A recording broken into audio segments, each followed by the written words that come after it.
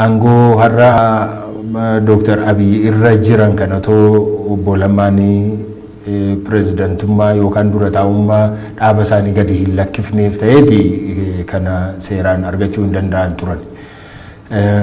Kanaaf isaaniif ulfina guddaa kennuu ture jedheen amanaa tariitii kennaafii jiru ta'a hin jiran ta'a hin beeku. Garuu miidiyaa marraa baduu isaanii eega yeroo sanatti waa'ee isaanii dhaga'uu dhabuun keenya akka namni siyaasaatti yeroo akkasumatti hin teenye yoo laalle rakkoon guddaa akka jiruu fi isaan gidduu wal dhibdeen akka jiruu fi yaada tokko qabaachaa akka isaan hin jirre qofaadha kanani dubbachuu kan hin danda'u.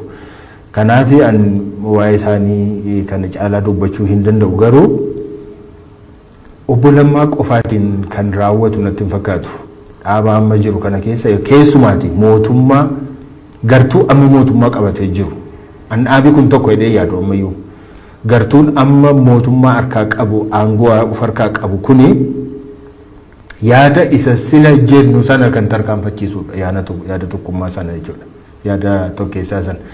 Warri kana hin fudhanne immoo warri eenyummaatti amanan immoo warri sabboonummaatti amanan immoo tokko tokkoon keessaa bahaa akka isaan deeman hirma mul'ata. Bahaniiru baay'een isaanii. Gallakkisanii deemaniiru. Paartii masana keessa maqaadhaaf jiru. Maqaan isaanii hin dhaamu. Maal akka isaan hojjetan namni beeku hin jiru.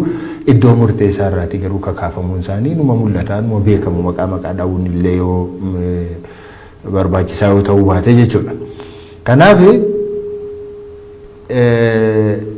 sichi waan itti fufu natti fakkaata. Namoonni waa'ee quuqama uummataa qaban, namoonni sabboonummaatti amanan, namoonni Oromiyaan kun diigamuu hin qabdu jedhan, namoonni yaada federalizimii cimsanii itti deemuu fi of bulchuutti amanan hundumti isaanii suutaan keessaa bahaa deemuun dirqama natti fakkaata. Bahaa jirus natti fakkaata. Namoonni tokko amma maallaqaan kan goonfaman jiru, kan dhugaatti fakkaatee jiru, tokko immoo kan hojii hin qabne bakka adda addaatti ogummaa adda addaatis kan hin qabne kan akka carraatti fayyadamanii wajjin bira dhaabbachuudhaaf waa barreessuudhaaf miidiyaatti bahanii dubbachuudhaaf feesbuukii irratti yookaan karaa adda addaa barreessuudhaan namoonni isaan gargaaraa jiran isaanillee turanii gaafa dubbichi ifa ta'a yeroo dhufu waan keessaa bahaa waan deeman natti fakkaata. Gabaabaadhumatti namoonni eenyummaa isaanii barbaadan, namoonni sabboonummaa haa xiqqaatu haa guddaatu of keessaatii qaban, namoonni quuqama saba isaaniitiif qaban, namoonni Oromiyaan akka regional state tokkotti itti fufuu qabdi mataa ishee of dandeessee bulchiisa mataa isheetii qabaachuu dandeenye irra jira, qabeenya ofii isheetii irratti ajajuu qabdi. Namoonni jedhanii yaadan hundumtuu tokkoon keessaa bahuun isaanii kan hafu natti hin fakkaatu. Kanaaf kan obbo Lammaa isaan qofaadhaan kan raawwatu natti hin fakkaatu.